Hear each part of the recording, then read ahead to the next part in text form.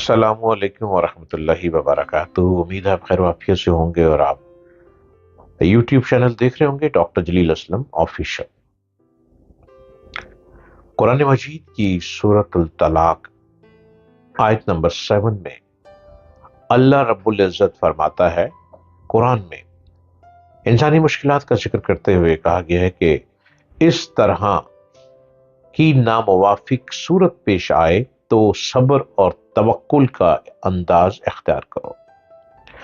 अल्लाह तुम्हारा निगहबान है, वो तुम्हारे लिए मुश्किल के बाद आसानी पैदा कर देगा। ये सूरतुल तलाक की आयत 7 पे रब ने फरमाया, जिस तरह हमारी जमीन मुसलसल गर्दिश कर रही है, इसी तरह इंसान के हालात भी बराबर बदलते रहते हैं। इंसान को चाहिए कि वो किसी भी हाल में मायूस ना हो, हमेशा ना उम्मीदी पर उम्मीद के पहलू को गालिब रखे। हाल की बुनियाद पर वो कभी मुस्तकबिल के बारे में अपने यकीन को ना खोए। रात के आने को अगर आज के लिहाज से देखा जाए तो वो अंधेरे का आना मालूम होगा, मगर कल के लिहाज से देखिए तो वो रोशन सुबह के आने की तमहीद बन जाता है। खिजा का मौसम बज़ाहिर पतझड़ का मौसम दिखाई देता है, मगर मुस्तकबिल की नजर से देखें तो बहार के सरसब्ज व शादाब मौसम की खबर देने लगेगा। अपने आप को एक ही जगह पर मत रोक दें। रास्ते खुले हैं, मैदान खुला है, हिम्मत आपने करनी है और रास्ते मिलते चले जाते हैं।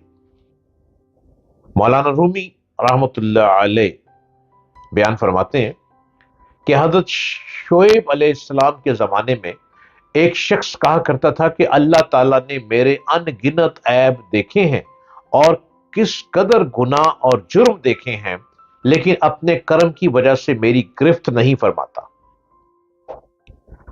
अल्लाह ताला ने गैबी आवाज से हजरत शोएब अलैहिस्सलाम से बतौर जवाब के फरमाया कि ऐ शख्स, तू सीधा रास्ता छोड़ के जंगल में भटक गया है।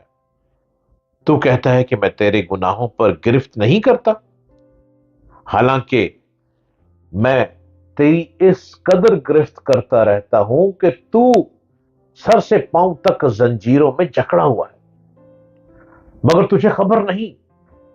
ऐ स्याह देख, तेरा रंग तुझी पर चढ़ रहा है और उसने तेरी रूह के माथे को बेनूर कर दिया है।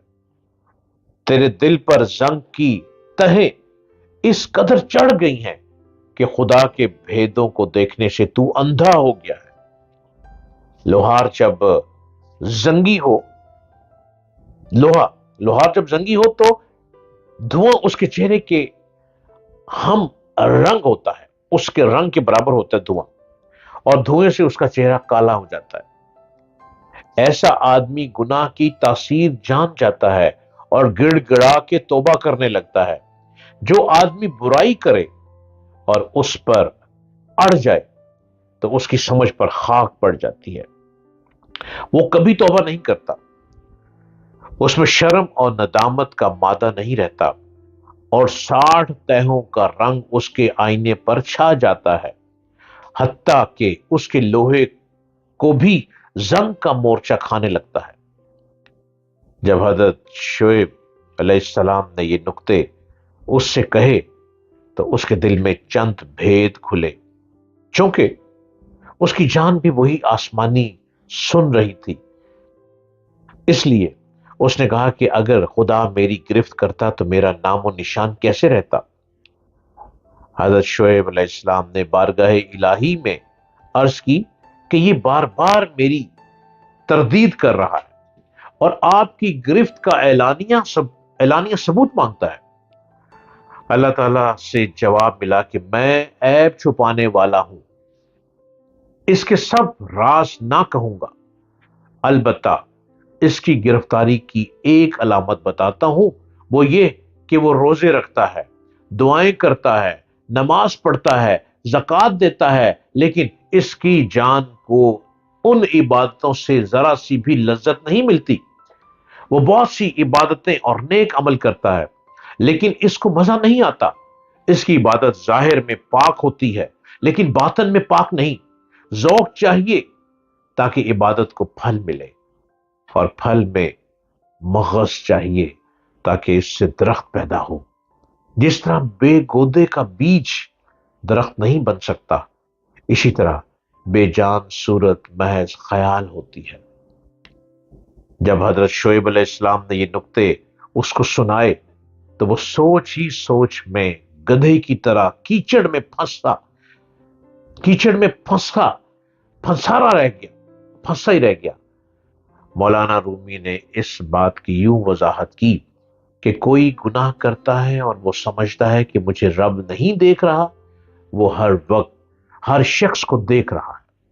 ہر وقت اس کا ہر ایک کو دیکھنا اور ہر ایک کو وقت مقررہ فرما دیتا ہے۔